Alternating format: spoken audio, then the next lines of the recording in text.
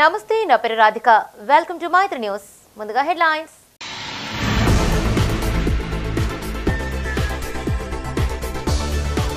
Indian political league match లో ఎన్డీఏదే విజయమన్న బండి సంజయ్ పోలింగ్ బూత్ సమావేశంలో కాంగ్రెస్ బీఆర్ఎస్ లపై ఫైర్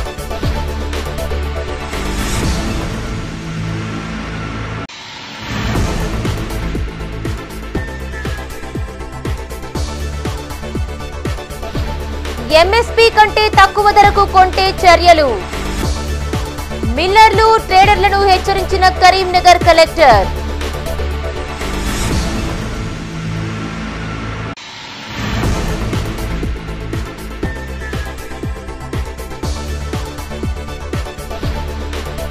శ్రీపాద నీ సేవలు మరువం మాజీ స్పీకర్ కు నేతల నివాళులు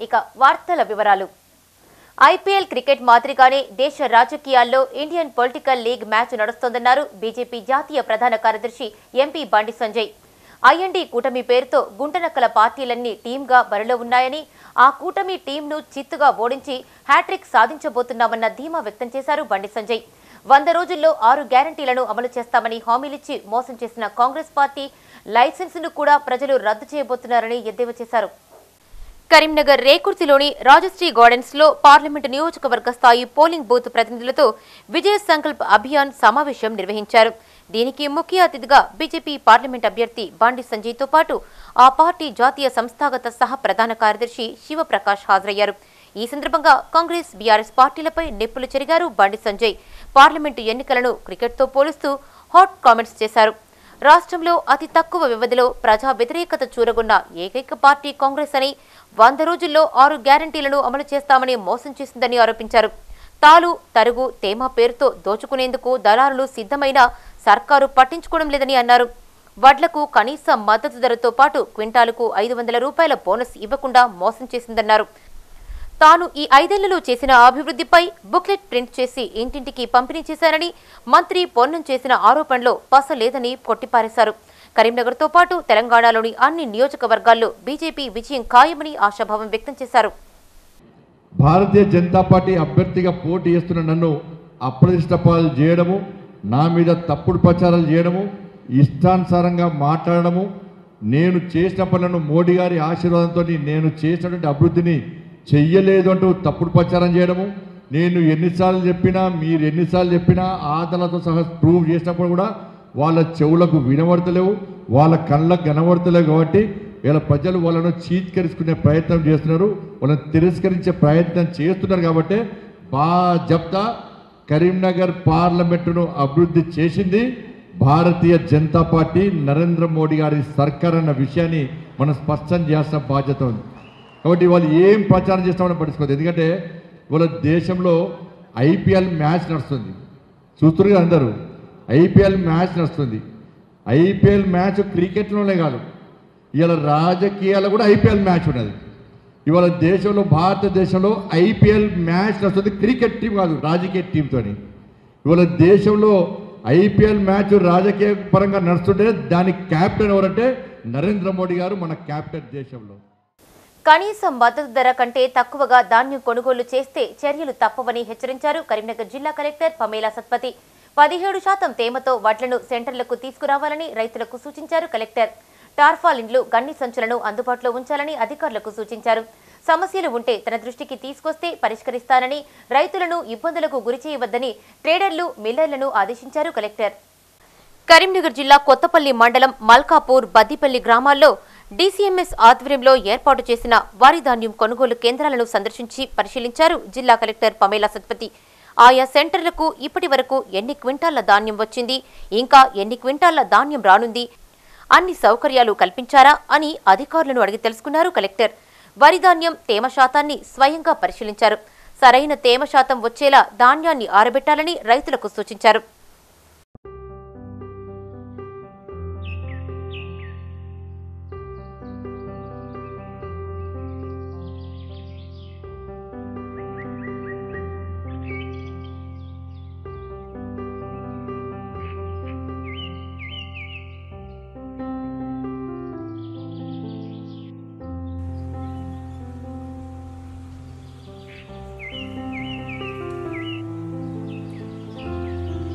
నాణ్యతా ప్రమాణాలు పాటిస్తూ ధాన్యాన్ని కొనుగోలు చేయాలని అధికారులను ఆదేశించారు కలెక్టర్ పమేలా సత్పతి. కొనుగోలు కేంద్రాల్లో తరుగు, తేమ శాతం పేరిట ధాన్యానికి ఎలాంటి కోత విధించవద్దని సూచించారు. ధాన్యం విషయంలో ఎలాంటి ఇబ్బందులు పెట్టవద్దని మిల్లర్లకు సూచించారు. హమాలీలు రైతుల కోసం తాగునీరు, విశ్రాంతి తీసుకునేందుకు వసతి కల్పించాలని అధికారులను ఆదేశించారు. ఒకవేళ వర్షం కురిస్తే ధాన్యం తడవకుండా ప్రత్యేక చర్యలు తీసుకోవాలని సూచించారు. కొనుగోలు కేంద్రాలతో పాటు రైస్ మిల్లర్లకు నాణ్యమైన గన్నీ బ్యాగులు అందించాలని సూచించారు. ప్రభుత్వ ఆదేశాలను పాటిస్తూ రైతులకు అండగా నిలవాలని సూచించారు. ఎక్కడా ఏ చిన్న పొరపాటు జరిగినా తగిన చర్యలు తప్పవని హెచ్చరించారు. మల్కాపూర్లో కొనుగోలు కేంద్రం వద్ద విశ్రాంతి తీసుకునేందుకు షెడ్డు నిర్మించాలని జిల్లా కలెక్టర్కు రైతులు వినతిపత్రం అందజేశారు. ఈ కార్యక్రమంలో civil supply DM Rajinikanth, deputy tahsildar Surender, RI Arun పాల్గొన్నారు.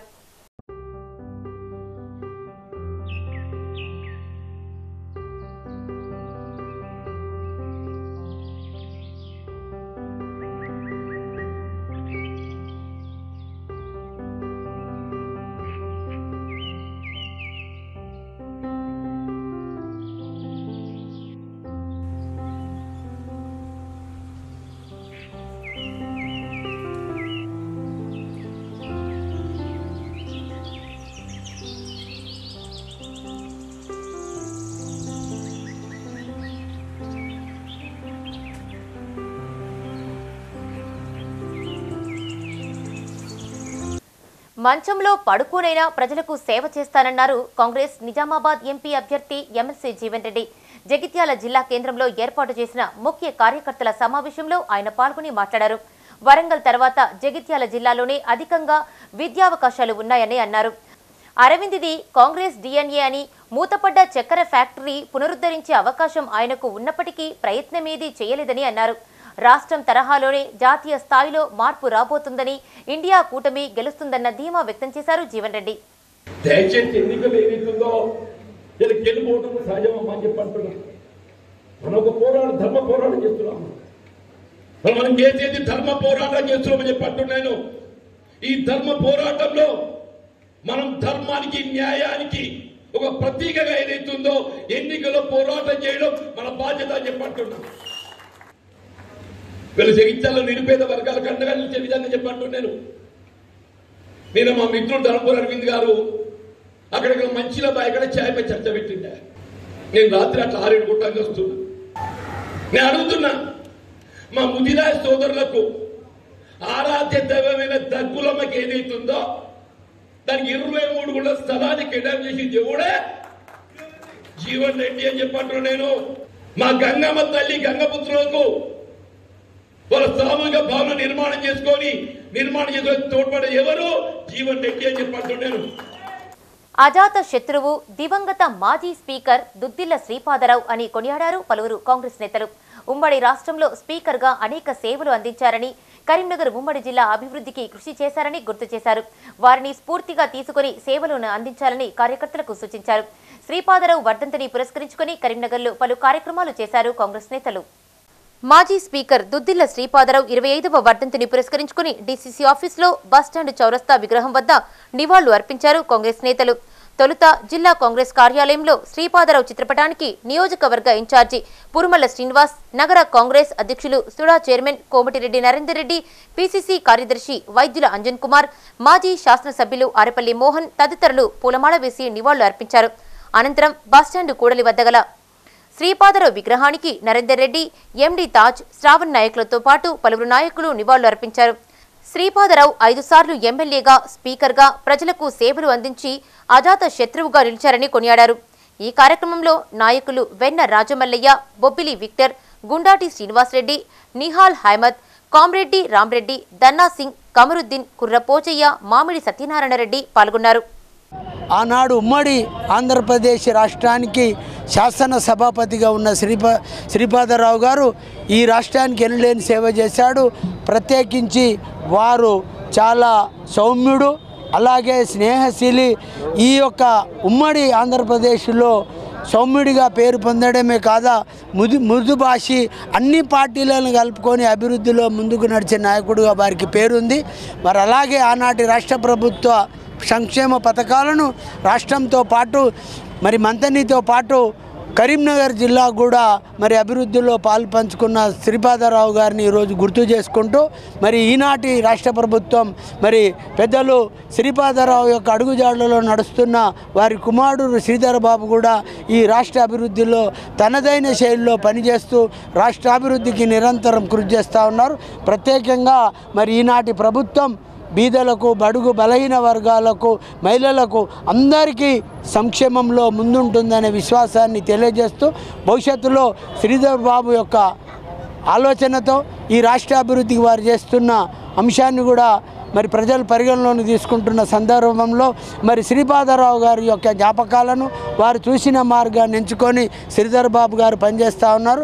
అదే రీతిలో మరి కాంగ్రెస్ నాయకులు కూడా మరి శ్రీపాద గారి యొక్క ఆలోచనలు, వారి యొక్క సూచనలు, ఆనాడు చెప్పిన మాటలను కూడా పరిగణలోకి తీసుకొని పనిచేస్తున్న సందర్భాన్ని గుర్తు చేసుకుంటూ మరొకసారి వారికి ఘనంగా నివాళులర్పిస్తూ శ్రీపాదరావు గారి యొక్క జ్ఞాపకాలను కాంగ్రెస్ పార్టీ ఎప్పటికీ వారు ఇచ్చిన సూచనలు మర్చిపోదనే మాట ఈ సందర్భంగా గుర్తు చేస్తూ ఉన్నాం. ఈరోజు కరీంనగర్లో పెద్ద ఎత్తున వారి వర్ధంతి కార్యక్రమం నిర్వహించడం జరుగుతూ ఉంది.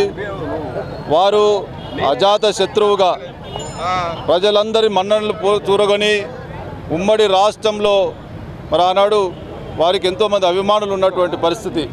అదేవిధంగా మారుమూల ప్రాంతం కాకుండా తెలంగాణ రాష్ట్ర వ్యాప్తంగా మరి ఈరోజు వారు అడుగు జాడల్లో నడుస్తూ వారు చూపినటువంటి బాటలో వారు అప్పుడు ఉన్నటువంటి రాజకీయాలను ఆదర్శంగా తీసుకొని మరి మేమంతా కూడా వారి బాటలో పయనించడానికి ప్రయత్నం చేస్తూ ఉన్నాం.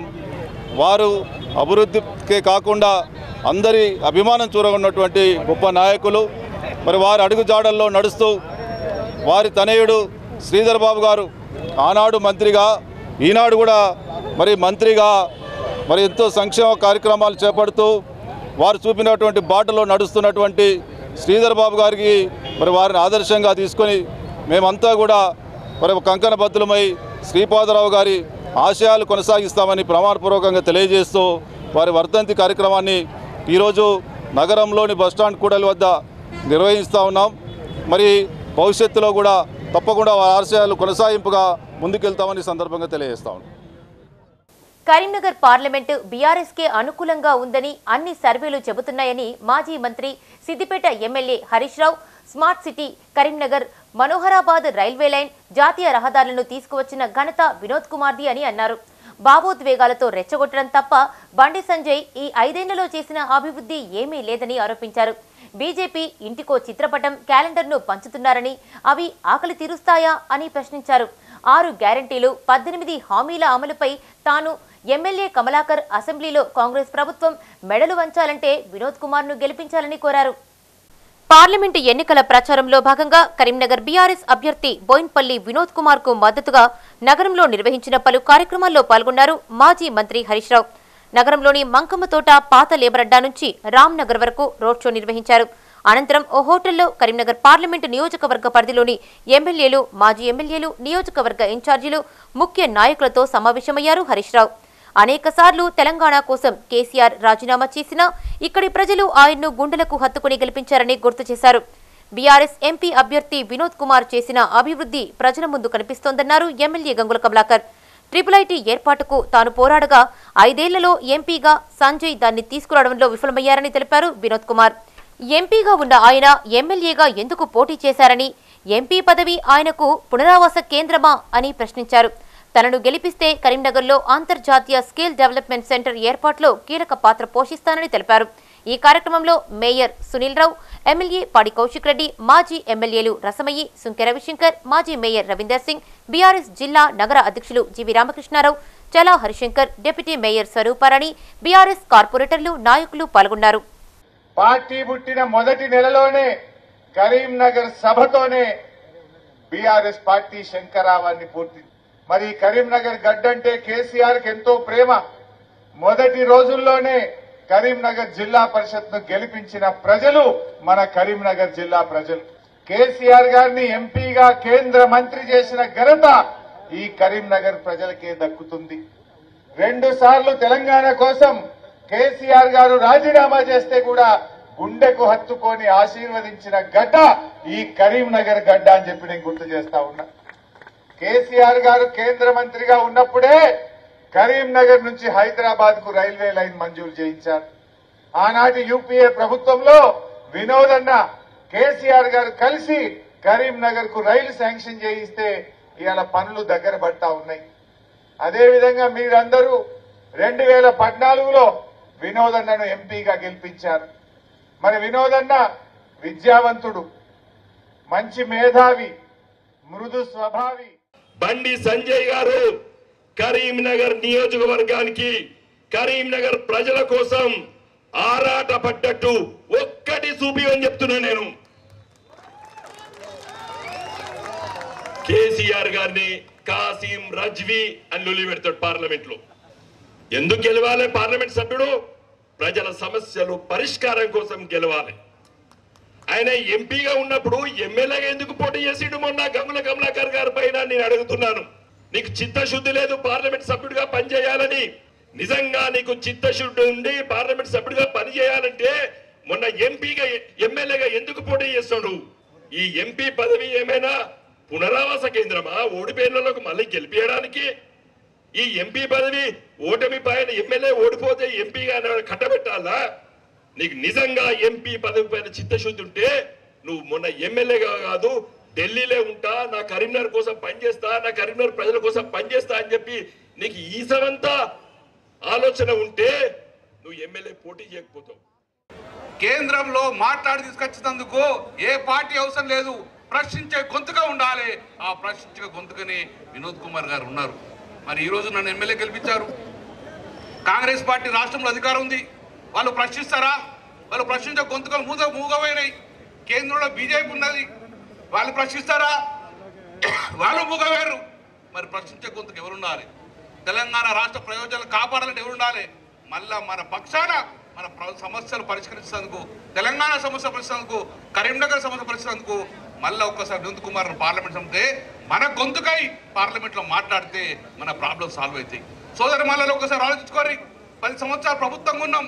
కేసీఆర్ గారి ప్రభుత్వంలో ఎప్పుడన్నా రోడ్ల మీదకి వచ్చి నీళ్ళ కోసం అడిగినావు మనం? ఎక్కడన్నా రాత్రి కూడా కడుపు నిండా తిని కంటి నిండా నిద్రపోయారు.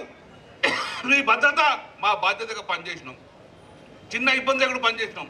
కానీ కాంగ్రెస్ ప్రభుత్వం వచ్చి 4 నెలల నరక యాతన కనబడతలేదా? ఉన్నాయా డామ్ల నీళ్లు?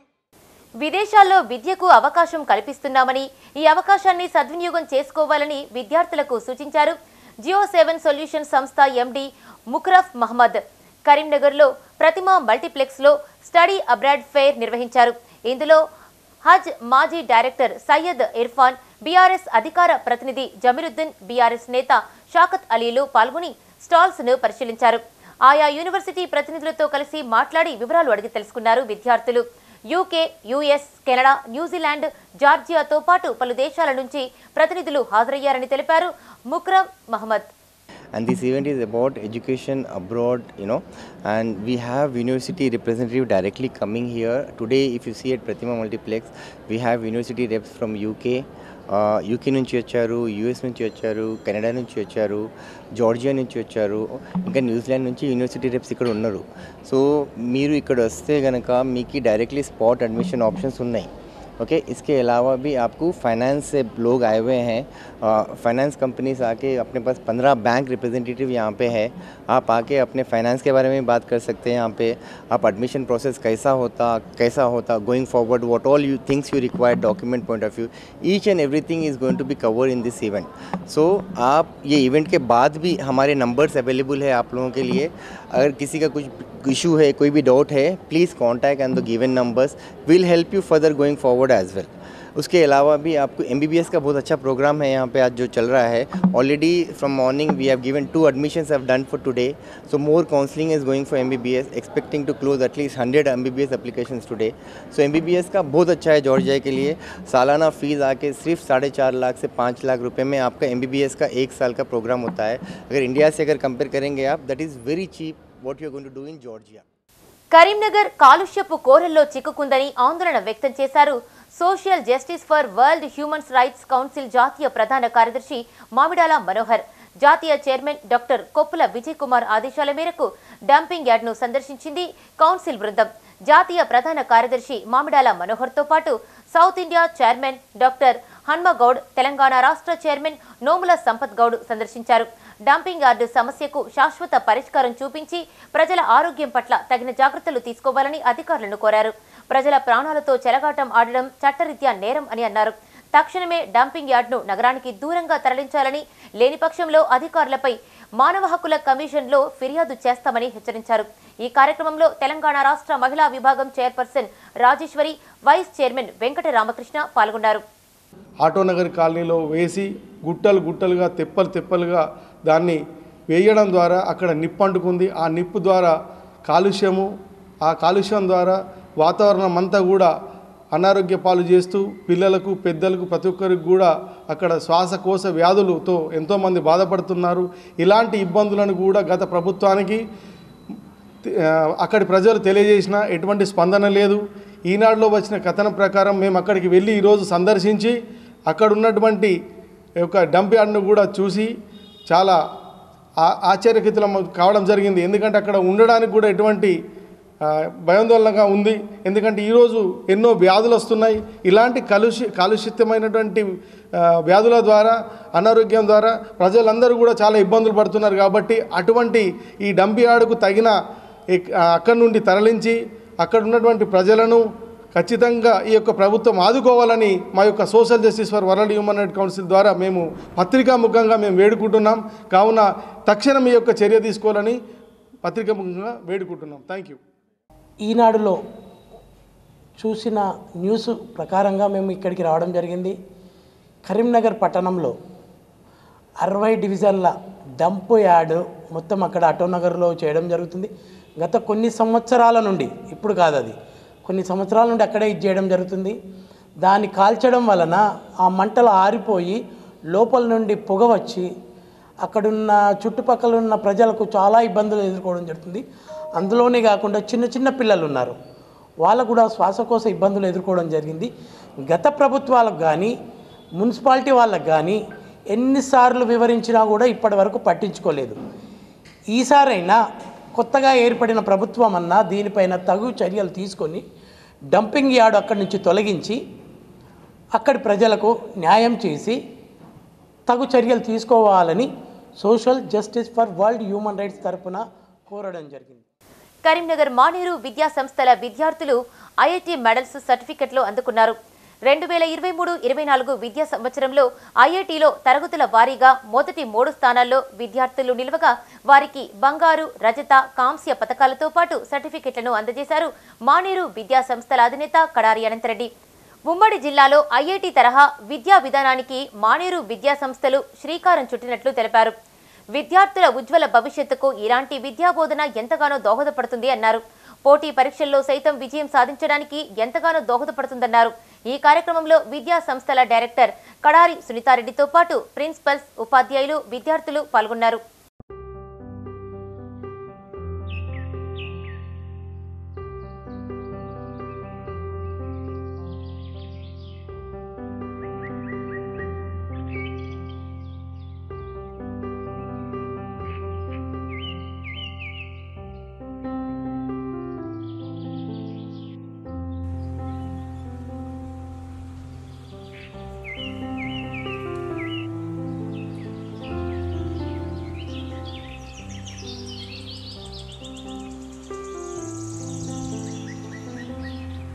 పార్లమెంటు ఎన్నికల్లో కాంగ్రెస్ అభ్యర్థిని అత్యధిక మెజారిటీతో గెలిపించాలని ఓటర్లను కోరారు సుడా చైర్మన్, నగర కాంగ్రెస్ అధ్యక్షుడు కోమటిరెడ్డి నరేందర్ రెడ్డి. కరీంనగర్ ఎస్ఆర్ఆర్ కళాశాల వాకర్స్ ను కలిసి ఏఐసీసీ ప్రకటించిన 5 గ్యారంటీల కరపత్రాలను పంపిణీ చేశారు. రాష్ట్రంలో ముఖ్యమంత్రి రేవంత్ రెడ్డి నాయకత్వంలో ప్రజాపాలన ఏ విధంగా ఉందో కేంద్రంలో కూడా రాహుల్ గాంధీ నాయకత్వంలో ప్రజాపాలన రావాల్సిన అవసరం ఉందన్నారు. సుడా చైర్మన్ గా నియమితులైన సందర్భంగా శాలువాతో సన్మానించారు వాకర్స్ అసోసియేషన్ ప్రతినిధులు. ఈ కార్యక్రమంలో నాయకులు కొరివి అరుణ్ కుమార్, శ్రావణ్ నాయక్, గన్ను మహేందర్ రెడ్డి, కుర్రా పోచయ్య, బాబుల్ వర్మ, రామూర్తి, మల్లేశం పాల్గొన్నారు.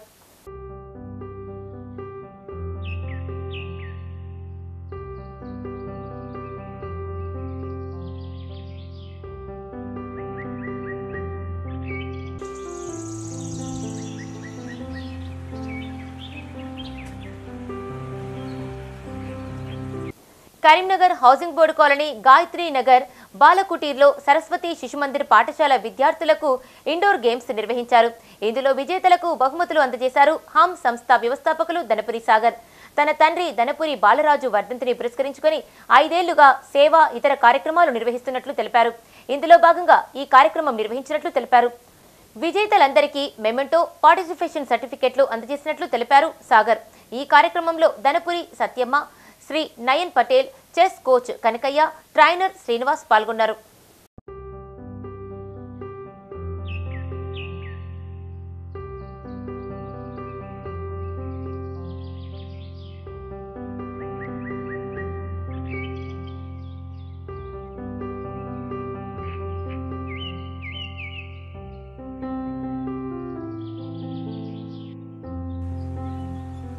ఢిల్లీ లిక్కర్ పాలసీ కేసు దర్యాప్తులో సీబీఐ అనుసరిస్తున్న తీరును బీఆర్ఎస్ ఎమ్మెల్సీ కల్వకుంట్ల కవిత తరపు న్యాయవాదులు తీవ్రంగా తప్పుపట్టారు.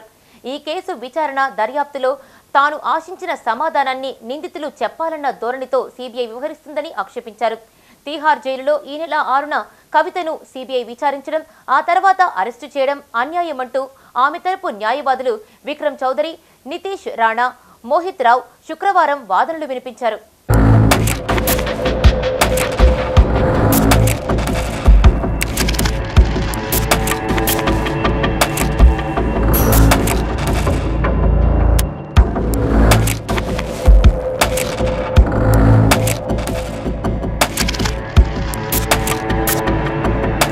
ఢిల్లీ లిక్కర్ పాలసీ కేసు దర్యాప్తులో సీబీఐ అనుసరిస్తున్న తీరును బీఆర్ఎస్ ఎమ్మెల్సీ కల్వకుంట్ల కవిత తరపు న్యాయవాదులు తీవ్రంగా తప్పుపట్టారు.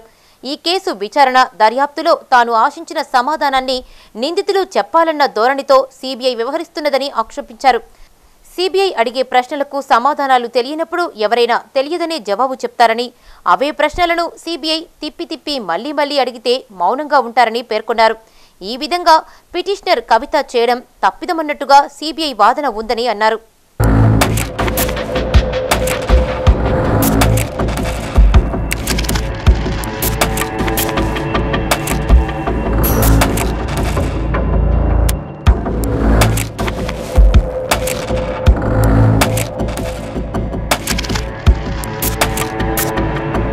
కవితను సీబీఐ విచారించడం, అరెస్టు చేయడంపై కవిత తరపు న్యాయవాదులు దాఖలు చేసిన 2 పిటిషన్లపై విచారణ చేపట్టాలని కోర్టును కోరడంతో ప్రత్యేక న్యాయమూర్తి కావేరి బవేజా విచారణ చేపట్టారు.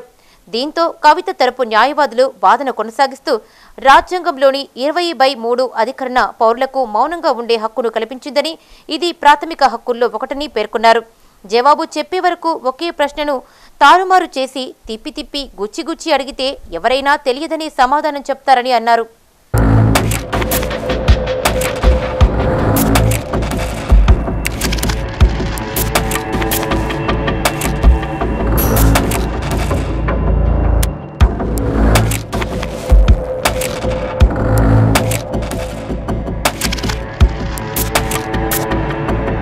తెలంగాణలో ఎన్నికలు జరగనున్న తరుణంలో కవితను అరెస్ట్ చేయడం సబబు కాదని కోర్టుకు తెలిపారు కవిత తరపు న్యాయవాదులు. దీనిపై సీబీఐ తరపు న్యాయవాది ప్రతివాదన చేస్తూ కోర్టు అనుమతితోనే కవితను అరెస్ట్ చేశామని, ఈ అరెస్టుపై ఆమె కుటుంబ సభ్యులకు సమాచారం ఇచ్చామని అన్నారు. ఈ వాదనల అనంతరం కోర్టు స్పందిస్తూ కవితను అరెస్ట్ చేసేందుకు సీబీఐ ముందస్తుగానే దరఖాస్తు చేసిందని, తమ ఉత్తర్వుల తర్వాతే ఆమెను అరెస్ట్ చేసినందుకు ఇది కోర్టు పరిధిలోని విషయమని తెలిపింది.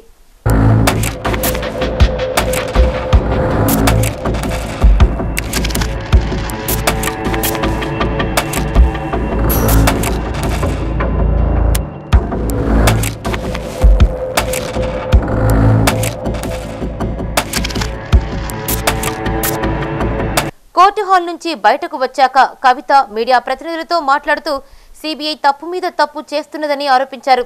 అసలు ఢిల్లీ లిక్కర్ పాలసీపై కేసు నమోదు చేయడమే తప్పని అన్నారు. ఇలాంటి పరిస్థితుల్లో సీబీఐ అడిగే ప్రశ్నలే ఊహాజనితమైనవని, వాటికి ఏమి సమాధానాలు చెప్పగలమని ప్రశ్నించారు. సీబీఐ అధికారులు మళ్లీ అవే ప్రశ్నలు అడుగుతారని, కొత్తగా ఏమీ లేదని అన్నారు. సీబీఐ ప్రయత్నాలన్నీ వృధా ప్రయాసేనని స్పష్టం చేశారు.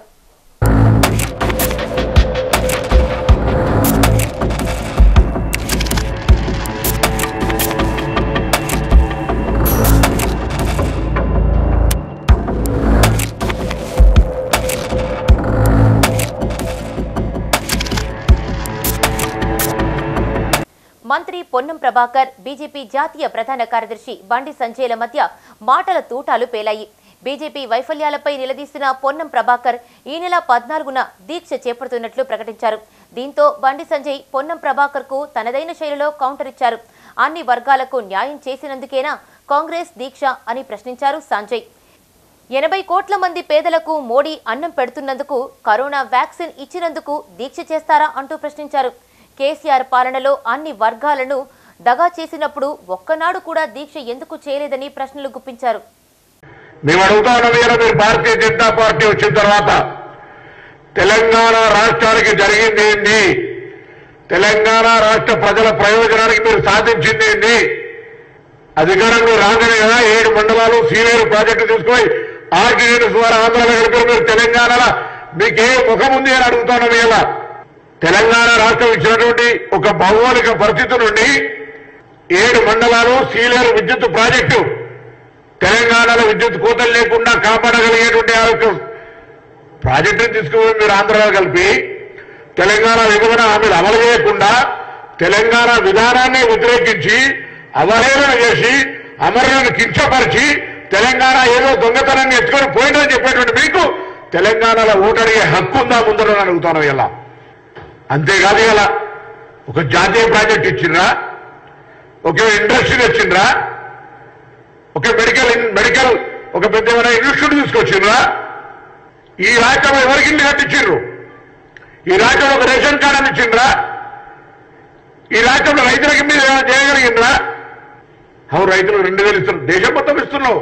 తెలంగాణ 29వ రాష్ట్రంగా దేశంలో ఒక చిన్న కూడలాగా ఏర్పడే రాష్ట్రంకి భారతీయ జనతా పార్టీ కేంద్ర ప్రభుత్వం ఏం చేసిందని అడుగుతా ఉన్నాం. ఇలా మేము మా కరీంనగర్ లోక్సభ వరకు తేదీ 14 నాడు బాబాసాహెబ్ అంబేద్కర్ గారు జయంతి రోజు పార్టీ కార్యాలయంలో అక్కడ ఉండబడేటువంటి ఈ మతపరమైన రాముని పేరు మీద ఆర్టిస్ట్ ఆస్కర్ అవార్డు డ్రామాలు పొందేటువంటి అభ్యర్థులు ఉన్నటువంటి పరిస్థితుల్లో తప్పకుండా భారతీయ జనతా పార్టీని ప్రశ్నించడానికి, ప్రజలను చైతన్యపరచడానికి, వాస్తవాలు చెప్పడానికి ఆ రోజు మీ అందరూ కూడా జిల్లా కాంగ్రెస్, కరీంనగర్ జిల్లా కాంగ్రెస్, సిరిసిల్ల జిల్లా కాంగ్రెస్ అధ్యక్షులు, 2 శాసనసభ్యులు కవంపల్లి సత్యనారాయణ గారు, ఆర్ శ్రీనివాస్ గారు, మేడిపల్లి సత్యం గారు, మిగతా పోటీ చేసిన అభ్యర్థులు అందరం కూడా కలిసి ఆ రోజు అక్కడ దీక్ష చేయబోతున్నామనే మాట కూడా సందర్భంగా మనం చేస్తున్నాం. మరి 10 సంవత్సరాలు చేంజ్ చేసిర్రే, 10 సంవత్సరాలు చేంజ్ చేసిర్రు. మోడీ గారు చేసింది 10 సంవత్సరాల ఇప్పుడు గుర్తొచ్చింది వాళ్ళకి. దీక్ష ఏడేయాలే పోయి అంత ముందున్న ఫామ్ హౌస్ దగ్గర పోయి దీక్ష 10 సంవత్సరాలు తెలంగాణ రాష్ట్రాన్ని సర్వనాశనం చేసిన కేసీఆర్ ఫామ్ హౌస్ పోయి దీక్ష చేయాలి. వాళ్ళ దోస్తే కదా. లేకుంటే గాంధీ భవన్ కోసం దీక్ష చేయాలి, లేకుంటే ఏఐసీసీ భవన్ పోయి దీక్ష చేయాలి. వాళ్ళ ముఖ్యమంత్రిని, మంత్రులను కేసీఆర్, కేటీఆర్ వచ్చి బూతులు తిడితేనే కనీసం స్పందించాల్సిన స్థాయిలో స్పందించలేని నాయకులు కాంగ్రెస్ పార్టీ నాయకులు ఆరోపించారు, పేర్కొన్నారు, ఖండించారు. సింపుల్. కానీ బండి సంజయ్ తిట్టడానికి, మోడీ గారిని తిట్టడం మాత్రం భూతవాస్యాలకు. ఎందుకు దీక్ష చేయాలి మోడీ గారికి? ఈ తెలంగాణ రాష్ట్రంలో జాతీయ రహదారుల నిర్మాణానికి నిధులు వచ్చినందుక కేంద్ర ప్రభుత్వము నిధులు ఇస్తే తెలంగాణ రాష్ట్ర ప్రభుత్వం, అంతకుముందు బీఆర్ఎస్ పార్టీ ప్రభుత్వం నిధులు దారి మళ్లించింది. ఎందుకు దీక్షలు చేయలే? గ్రామ పంచాయతీలో ప్రతి పైసా 14th ఫైనాన్స్, 15th ఫైనాన్స్ నిధులతోని గ్రామాలను అభివృద్ధి చేసిన నిధులు ఇస్తురా? ఏ అవినీతి ఆరోపణ లేకుండా, ఏ అవినీతి మచ్చ లేకుండా 10 సంవత్సరాల పాటు ఈ దేశాన్ని పాలించినందుకు దీక్ష చేస్తారా? అంటే పేదలు బాగుండదు వీళ్ళకు. రాజీవ్ గాంధీ గారే చెప్పారు కదా, కేంద్రం నుంచి ₹1 పంపితే పేదలకు రావడం వస్తే 10 పైసలు మిగులుతున్నాయి వాళ్ళకు. ప్రపంచమంతా కూడా ది బాస్ అని చెప్పి నరేంద్ర మోడీ గారికి గౌరవం ఇస్తున్నట్టే ఈ దేశ ప్రజలకే గౌరవం ఇస్తున్నట్టు. మరి దీక్ష ఇవన్నీ చెప్పిన తర్వాత దీక్ష ఏడేయాలి, ఎవరి కోసం చేయాలి, ఎవరికి వ్యతిరేకంగా చేయాలనో ఆ నాయకులు ఆలోచించుకోవాలి. బీజేపీ నుండి రాజ్యాంగాన్ని రక్షించుకోవడమే పూలే, అంబేద్కర్లకు అర్పించే నిజమైన నివాళులు అన్నారు సిఐటియు జిల్లా అధ్యక్షులు గీట్ల ముకుందరెడ్డి. మహాత్మా జ్యోతిబా పూలే, డాక్టర్ అంబేద్కర్ జయంతి వేడుకలను పురస్కరించుకుని కరీంనగర్ కోతిరాంపూర్ ముకుందలాల్ మిశ్రా భవన్లో సిఐటియు ఆధ్వర్యంలో రాజ్యాంగాన్ని రక్షించుకుందాం, ప్రజాస్వామ్యాన్ని కాపాడుకుందాం అనే అంశంతో సెమినార్ నిర్వహించారు. 10 ఏళ్లు కేంద్రంలో అధికారంలో చేపట్టిన బీజేపీ పాలకులు అంబేద్కర్ కు మొక్కడం, ఆయన ఆశలను తొక్కడం చేస్తున్నారు. అంబేద్కర్ రాసిన రాజ్యాంగం పనికిరాదని నాడే ఆర్ఎస్ఎస్ బహిరంగ ప్రకటన చేసిందని గుర్తు చేశారు. 2024 పార్లమెంటు ఎన్నికల్లో కేంద్ర బీజేపీ ప్రభుత్వాన్ని కార్మిక వర్గం ఓడించి బుద్ధి చెప్పాలని కార్మికులను కోరారు. ఈ కార్యక్రమంలో సిఐటియు జిల్లా కార్యదర్శి ఎడ్ల రమేష్, రాజేశం, శ్రీనివాస్, రాజమల్లు, మారెళ్ల శ్రీలత పాల్గొన్నారు.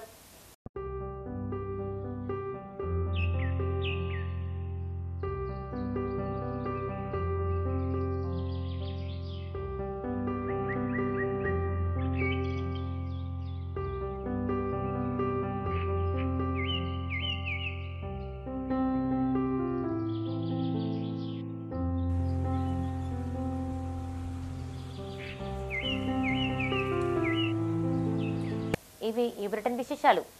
మరిన్ని అప్డేట్స్ కోసం చూస్తూనే ఉండండి మైత్రి న్యూస్. మేము లోకల్ మాడ్డ కరీంనగర్. Sign out Radhika.